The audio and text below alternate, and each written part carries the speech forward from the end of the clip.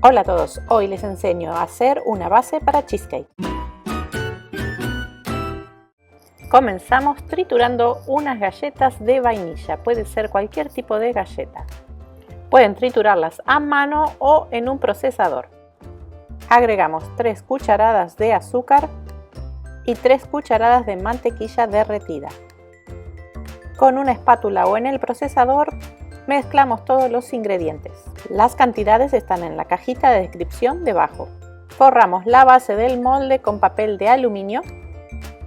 Volcamos la preparación en el molde, desgranamos un poquito y la vamos a presionar con mucha firmeza sobre la base de nuestro molde.